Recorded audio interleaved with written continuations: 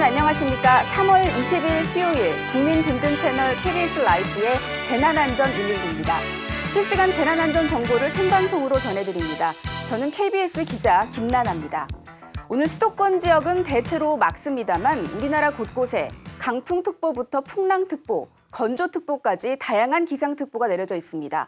잠시 뒤 각 지역 CCTV 연결해 보기로 하고 먼저 KBS 기상캐스터가 전하는 날씨 듣도록 하겠습니다. 절기로 충분히 노는 꽃샘추위가 이어지겠습니다. 바람까지 강해서 체감온도는 더 낮겠습니다. 현재 일부 해안가와 남부 내륙으로는 강풍주의보가 내려진 가운데 순간풍속 초속 20m가 넘는 돌풍이 부는 곳이 있겠습니다. 레이더 화면에 보면 수도권과 강원도 곳곳으로 비나 눈이 내리고 있습니다. 오후까지 강원 영동과 경북 북동 지역에는 1에서 3cm의 눈이 더 내리겠습니다.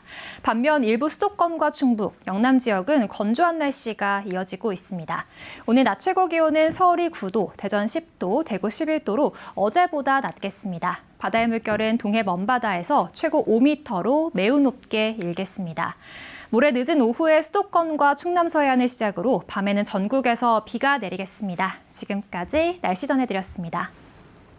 네, 이번에는 바다로 가봅니다. 국립해양조사원이 전해드리는 오늘 해양 예보로 바다 상황 좀 더 자세히 짚어보겠습니다.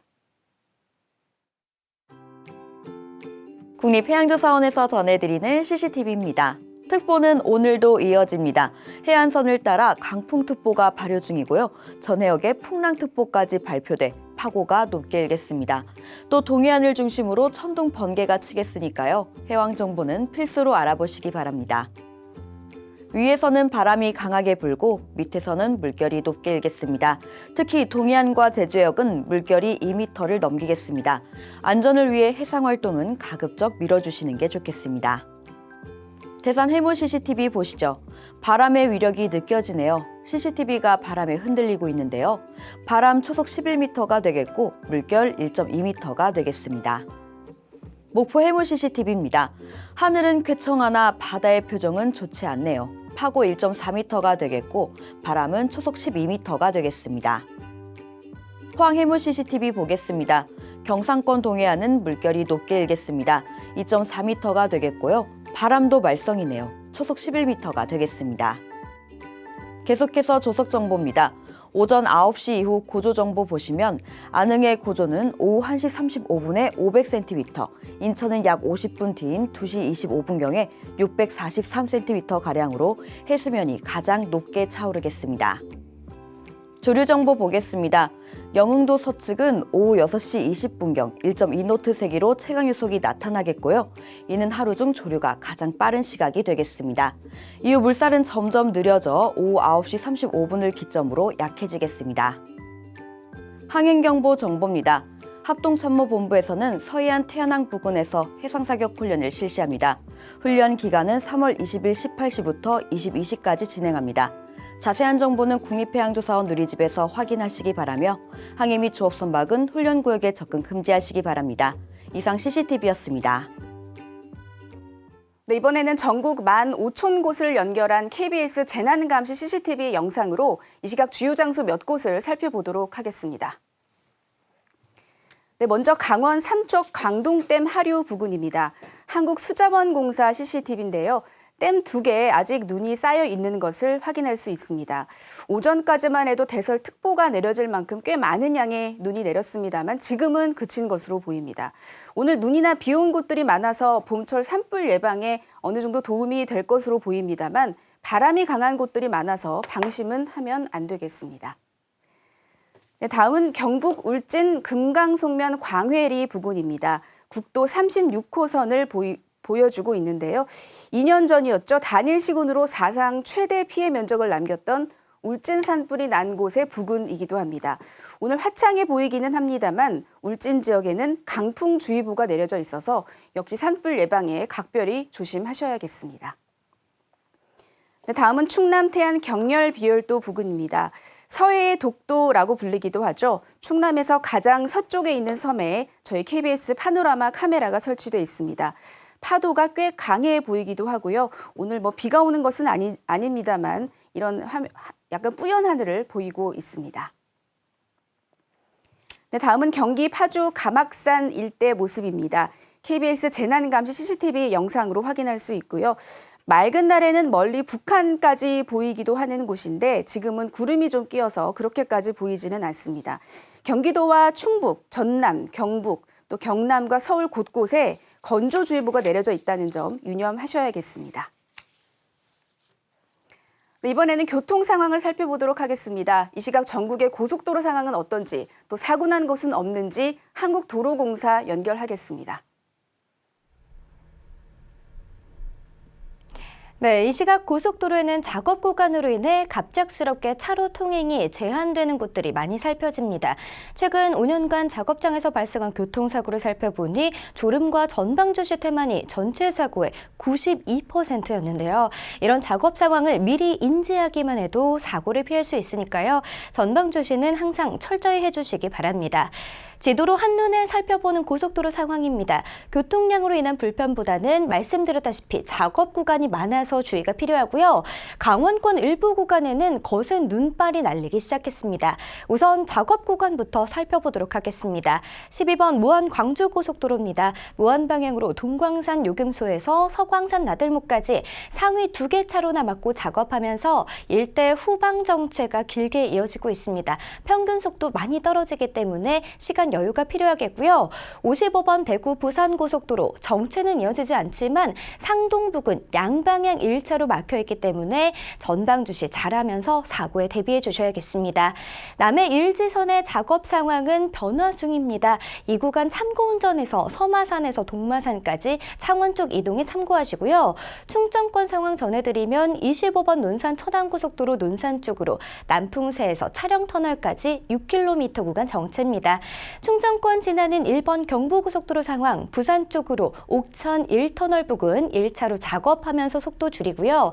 수도권에서는 서울 쪽으로 안성에서 남사까지 이동 작업하는데요. 작업 차량 이동의 움직임에 주의하셔야겠습니다. 말씀드렸던 강원권 상황입니다. 점차 눈발이 거세지고 있는데요. 차가 지날 때 물보라까지 일 정도로 노면이 많이 미끄럽습니다. 시야 확보가 어려울 정도로 눈이 많이 내릴 때에는 휴게소에 들러서 잠시 쉬었다 가시는 것도 나쁘지 않겠습니다. 3월 교통정보 전해드립니다. 목적지와 상관없이 나들이길 반드시 지켜야 하는 운전자의 의무는 바로 휴식입니다. 실제로 주말에 발생한 고속도로의 사망사고를 분석해봤더니 화물차보다 승용차가 2배 이상 더 많은 비율을 차지했고요. 사고의 원인 중 거의 60%가 졸음 및 주시 태만이었습니다. 봄꽃들 축제가 많이 들리는데요. 앞으로도 쭉 안전하게 즐기시려면 무엇보다 틈틈이 휴식하면서 졸음운전을 예방해 주셔야겠습니다. 안전띠도 잊지 마시고요. 고속도로 교통방송이었습니다. 이번에는 소방청 연결해서 오늘의 화재 구조 구급 상황 알아보겠습니다. 송준영 소방사님, 지금까지 들어온 소식 전해주시죠. 네, 어제 오전 9시가 조금 안 된 시각 광주광역시 북구 일곡동의 한 아파트에서 불이 났습니다. 흰 연기가 보인다는 신고로 소방대원이 출동했는데요. 옥내 소화전을 사용하여 불은 15분 만에 모두 꺼졌지만 이 불로 집 안에 있던 40대 남성 한 명이 숨졌습니다.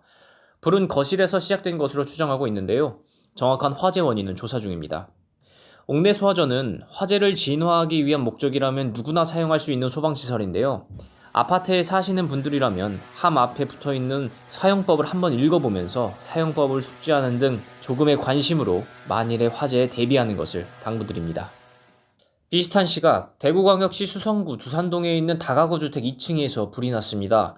거주자는 퇴근 후 가스레인지에 음식물을 올려두고 잠이 들었다고 말했는데요.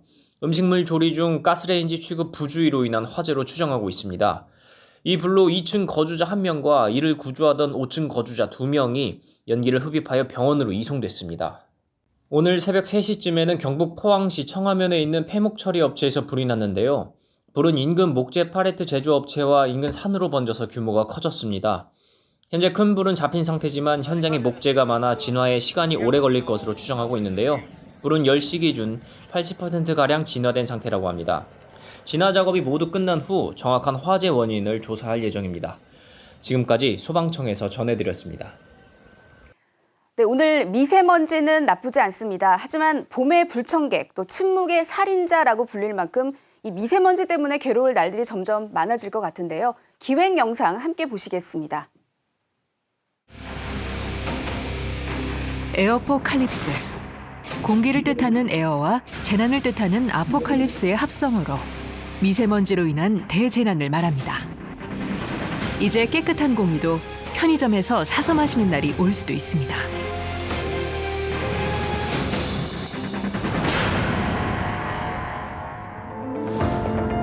지금으로부터 반세기 전인 1952년 12월 5일, 런던에서는 엄청난 미세먼지가 발생하였습니다. 이 미세먼지로 인해 런던 시민 약 4천여 명 이상이 목숨을 잃는 대형 참사가 일어났습니다.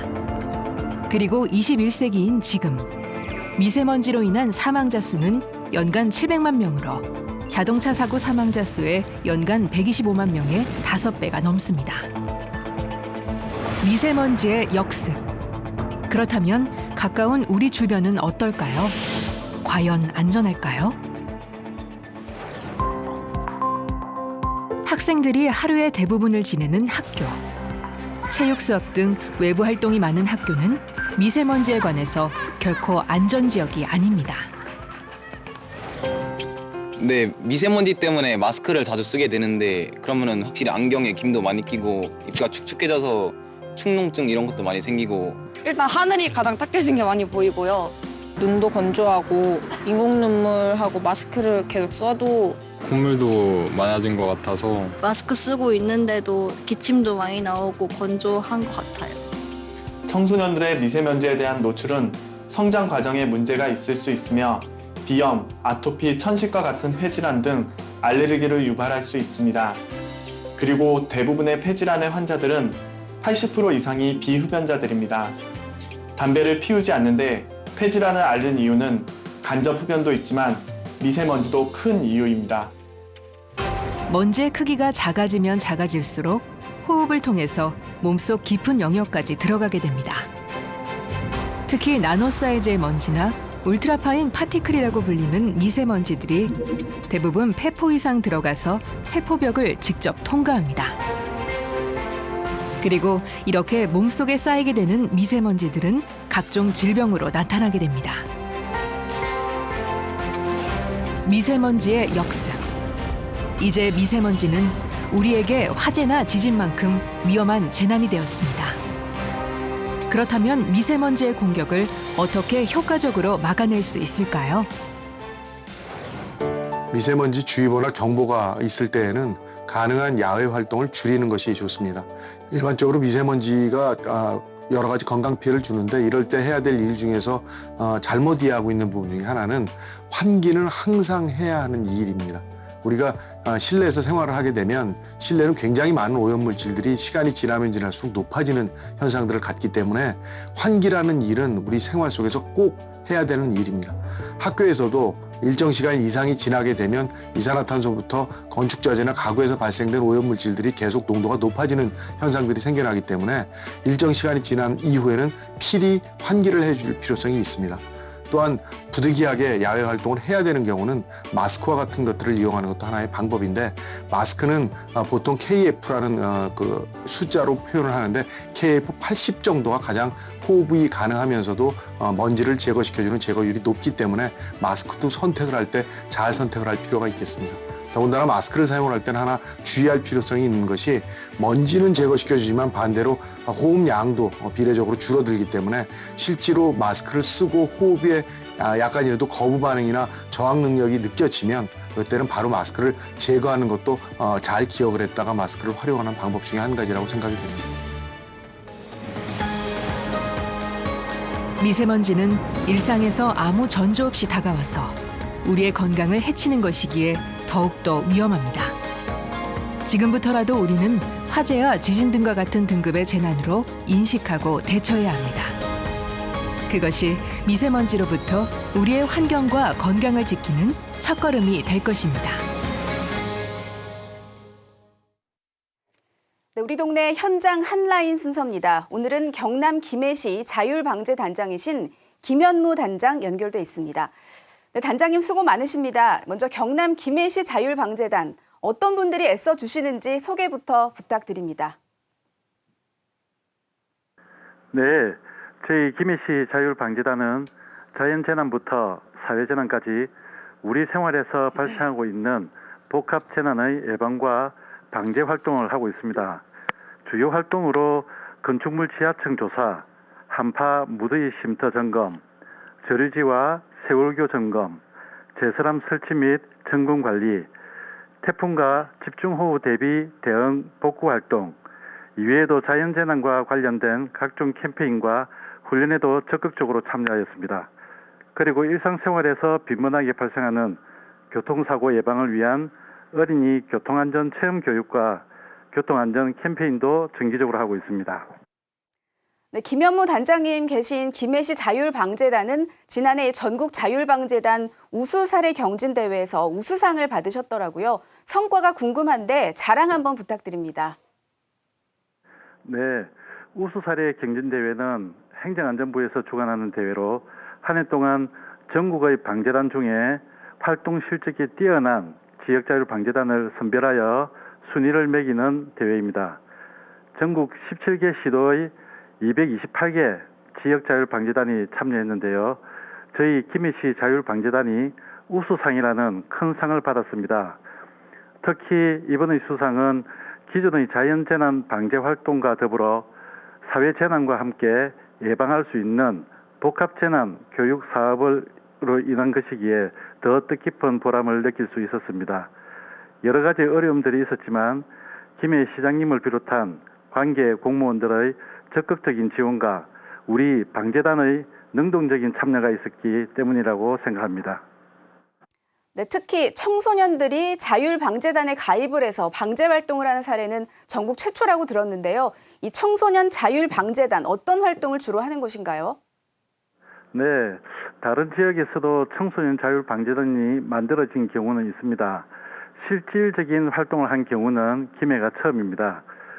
청소년 방재단의 주된 설립 목적은 우리 청소년들이 현장 경험이 풍부한 숙련된 방재단원들에게 체계적인 교육을 받음으로써 안전사고 위험을 감소시키고 재난 예방, 대응 등의 활동을 통해서 나눔의 정신과 사회적 약자를 배려하는 선진 봉사의식을 함양시키는 것입니다. 1기 청소년 단원 22명은 작년 5월 6일 발대식을 치르고 교육과 방제 활동에 적극적으로 참여하고 있습니다. 앞으로도 2기, 3기 계속해서 청소년 단원을 모집해 나갈 것입니다. 네, 활동 중에 가장 기억에 남는, 가장 보람된 기억들도 많이 있으실 것 같은데 어떤 점들이 있으실까요? 네, 작년 여름 집중호우로 수남교 제방이 불안하다는 시민의 제보를 받고 저희 방재단원이 보유하고 있는 장비를 동원해서 제방을 보강하고 돌아오는 길에 도로 곳곳이 침수되어 있어 양수기로 물을 다 퍼냈던 일들이 기억에 남는데요. 우리 방재단 내에서 여름철 우수기 전에 양수기 작동법과 관련된 훈련을 실시했는데 실제 현장에서 사용할 수 있어 큰 보람을 느낄 수 있었습니다. 그리고 김해 지역 축제 행사에서 세이프 콘테스트 체험 부스를 운영했는데 시민들의 반응이 뜨거웠습니다. 세이프 콘테스트 체험 행사는 심폐소생술과 자동심장 충격기 사용법, 기도 폐쇄로 인한 응급처치 하임리법, 물에 빠진 사람을 구명하기 위한 구명환 사용법, 안전한 횡단보도 건너기 등을 직접 체험해 볼 수 있는 흔치 않는 기회로 어린이부터 어른들까지 많은 참여가 있었습니다. 네, 앞으로 계획도 궁금하고요. 또 주민분들께 특별히 당부하고 싶은 일들 전해주시죠. 네, 지금까지 해온 것과 마찬가지로 자연재난부터 사회재난까지 우리 생활에서 발생하고 있는 복합재난의 예찰과 방제 활동에 최선을 다해 나갈 것입니다. 2024년은 우리 김해시에서 전국 체점과 각종 축제들이 치러집니다. 김해 방문의 해를 맞아 체점과 축제장을 찾아온 방문객 여러분들의 안전사고 예방에 우리 방재단이 앞장설 것입니다. 청소년 방재단, 세이프 콘테스트, 안전에 취약한 학생들을 대상으로 한 재난안전교육까지 더욱 활발하게 활동해 나갈 계획입니다. 앞으로도 저희 방재단에 많은 응원과 격려 부탁드립니다. 네, 여기까지 듣도록 하겠습니다. 지금까지 김현무 경남 김해시 자율방재단장이었습니다.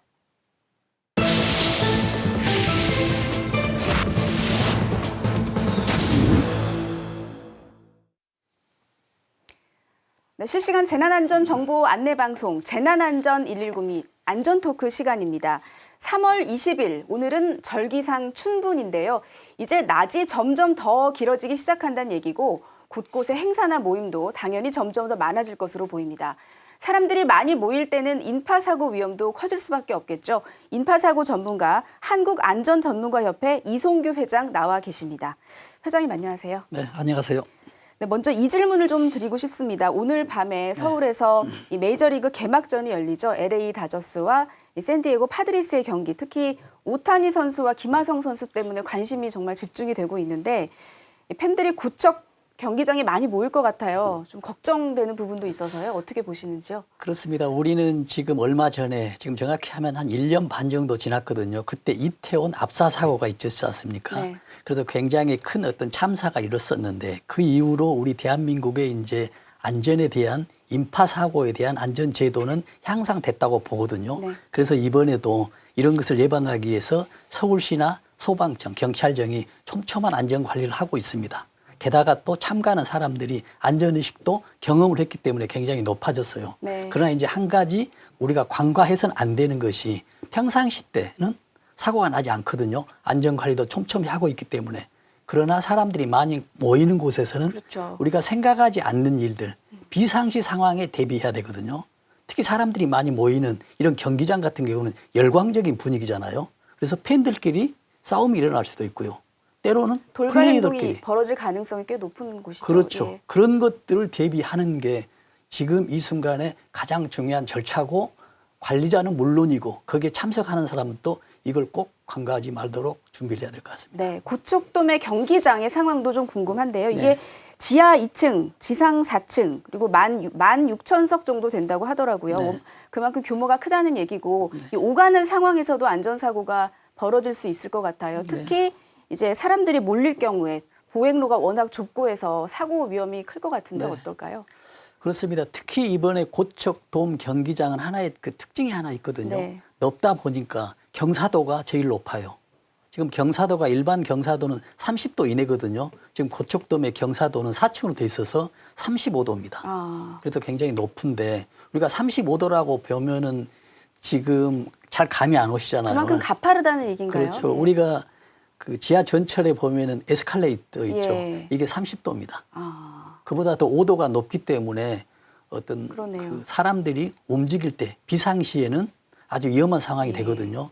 특히 이제 어떤 특별한 상황이 아니더라도 어떤 어린아이나 노약자, 어떤 임신부들, 어떤 순간 약한 사람들이 지나갈 때 덩치 큰 사람들이 지나가면 거기에 부딪혀가지고도 추락하는 경우가 있기 때문에 중심을 잡기 쉽지 않은 상황이 또 벌어질 수도 그렇죠. 있고요. 그렇기 때문에 어떤 관리자는 물론이고 거기를 통행하는 사람들 또 옆에 있는 사람들 어떤 가족이나 친지 어떤 같이 동행인들에 대해서는 특히 경사로가 높은 4층에 35도이기 때문에 여기 또한 준비를 해야 된다라는 그 말씀을 꼭 드리겠습니다. 에스컬레이터가 30도라고 하셨으면 네. 계단보다 사실 더 가파른 거잖아요. 그렇죠. 네. 그러니까 상당히 보기에도 위험해 보일 수 있을 것 같아요. 그렇습니다. 예. 30도면은 우리가 한 5m 돼 있다라고 한다면 그 절반 정도 되거든요. 그렇죠. 10m면은 5m 높이.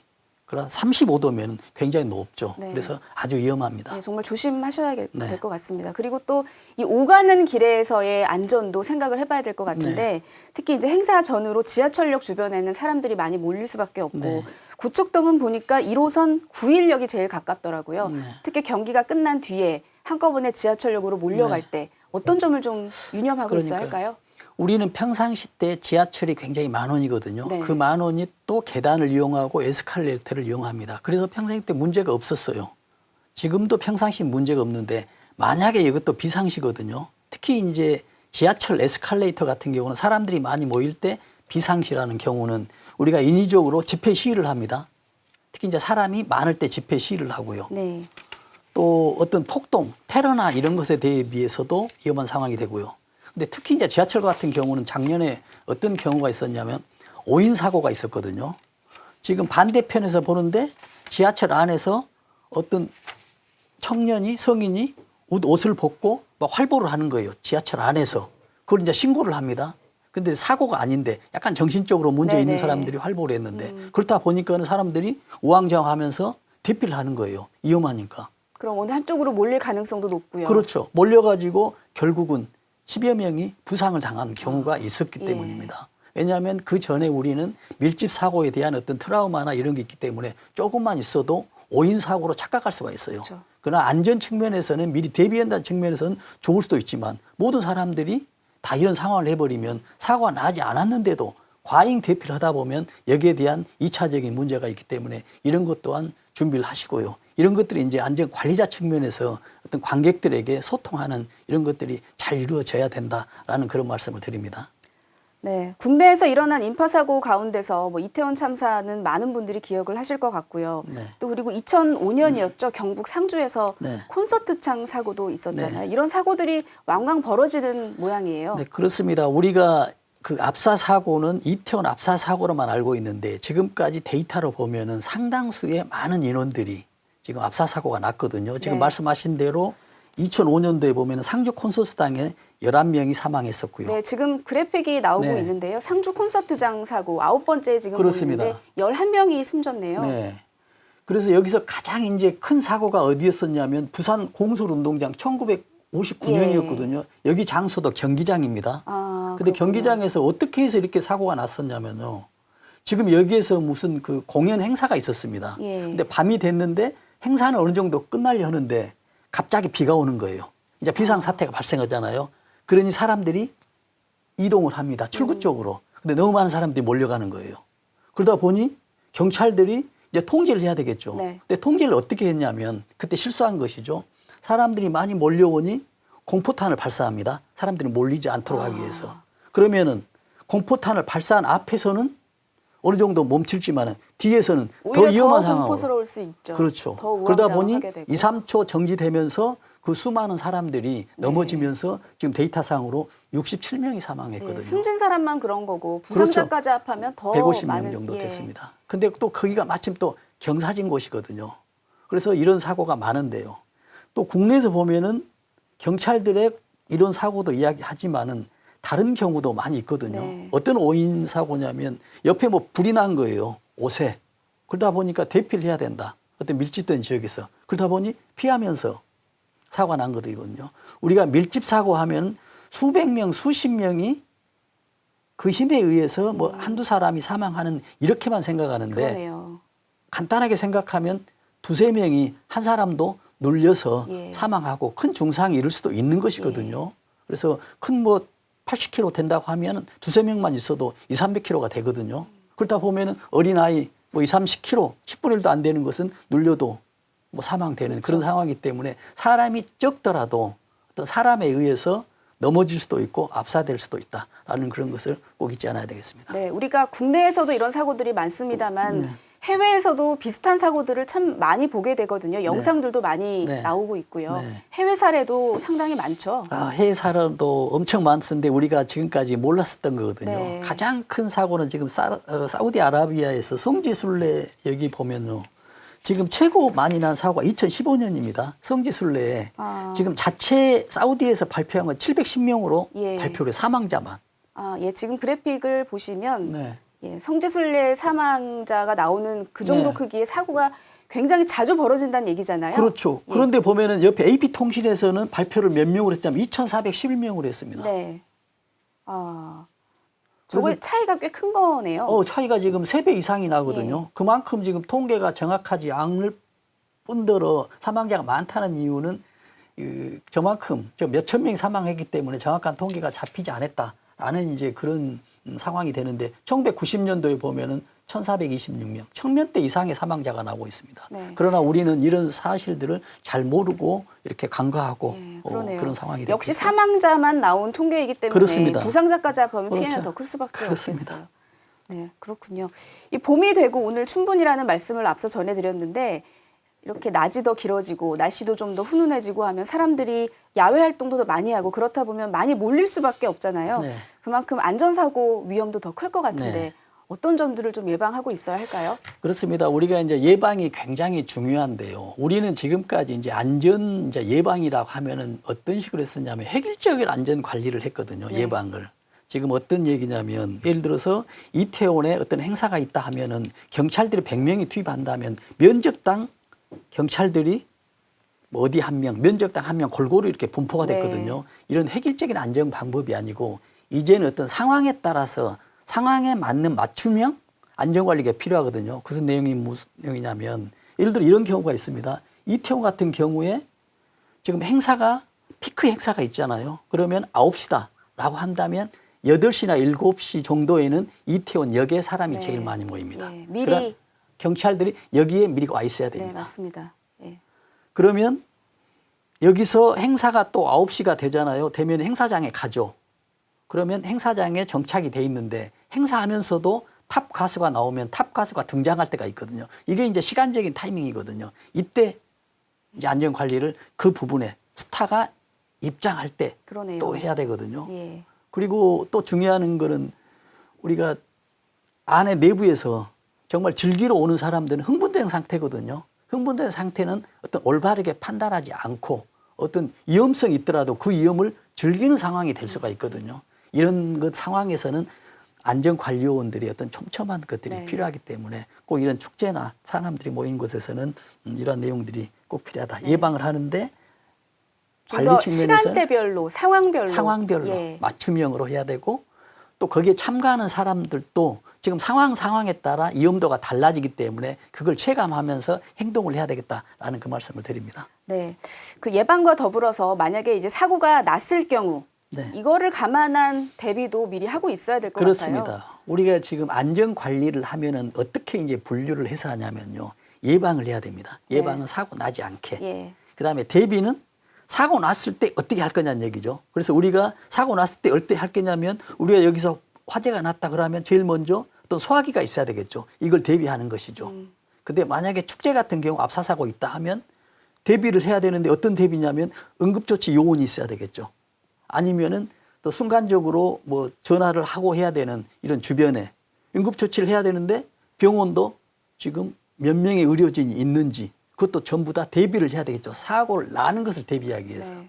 그런 측면에서 사고 예방은 아까 있었었고 지금 사고 대비는 지금 사고가 난다라면 관리자 측면에서 무엇을 준비할 걸 대비를 해야 되고요. 특히 또 참가하는 사람들이 또 대비를 해야 되거든요. 네. 대비를 하는 경우는 사고가 났다는 얘기예요. 압사 사고가. 그랬으면 순식간에 대피를 해야 되죠. 이러려고 하면은 그걸 대비해서 여성 같은 경우는 힐이 높은 신을 신는 것도 안 되겠죠. 예. 그래서 간편 복장이나 단화나 운동화를 신는 것도 예. 어떤 사고에 대해서 대비하는 그런 일환이 될 것이기 때문에 지금 안전관리자 측면이나 어떤 그게 참석하는 사람은 대비가 꼭 필요하다. 적정에 맞는 이런 네, 것들이 좀 맞습니다. 필요합니다. 막상 사고에 닥치면 이게 당황하기 때문에 그 사고의 여파가 더 커지는 부분이 굉장히 큰 문제가 될 것 같아요. 그렇습니다. 그러다 보면 압사 사고로 이어질 수도 있는 거고요. 사고를 봤다, 사고에 직면했다. 꼭 기억하고 즉각적으로 대응해야 할 점들을 그렇죠. 좀 짚어주시죠. 이제 여기서는 사고가 딱 났습니다. 네. 났을 때 굉장히 중요하거든요. 관리자 측면하고 이제 거기에 있는 사람 측이 중요하죠. 관리자 측면에서는 우리가 지금 사고가 났을 때 이태원 압사나 지금 지하 침수 사고 났을 때 어디에서 가장 지금 이슈가 되고 문제가 됐었냐면 이 대응 단계였습니다. 왜냐하면 지금 이 사고가 났는데 경찰청장 어디에서 무엇을 했냐는 얘기죠. 전화를 언제 받았느냐, 언제 했느냐 가지고 논란이 되고 있잖아요. 이런 것들 시스템화 되고 있지 않기 때문에 이런 문제가 되거든요. 그래서 이거 상황이 되면 제일 먼저 응급조치를 해야 되겠죠. 응급조치. 그 다음에 어떤 보고 체계가 있어야 되지 않겠습니까? 그 다음에는 이 응급 환자들에 대해서 병원에 대해서 발로 움직일 수 있는 이런 전부 시스템이 돼 있어야 되겠고요. 그래서 대응에 대한 필요하고 거기에 있는 이제 환자들, 거기에 참석한 사람들이 이제 어떻게 대응할 거냐가 네. 중요하잖아요. 그래서 압사 사고를 하면은 이제 지인들 뭐 확인하고요. 또 나는 괜찮은데 옆에 사람이 문제가 돼 있다. 그러면 심폐소생술을 좀 해줘야 되고요. 그래서 이런 것들이 이제 대응별로 어떤 상황별로 이런 것들이 꼭 필요합니다. 그래서 네. 관리자 측면하고 여기 측면하고. 그래서 만약에 압사가 됐다라고 하면은 제가 몸을 피해야 되잖아요. 그러면 가장 중요한 게 우리가 심장이니까요. 심장을 움켜쥐고 뭐 숙이면서 한다든지 옆으로 한다든지 이런 것들이 필요하거든요. 네. 우리가 일상적으로 보면은 심폐소생술 하잖아요.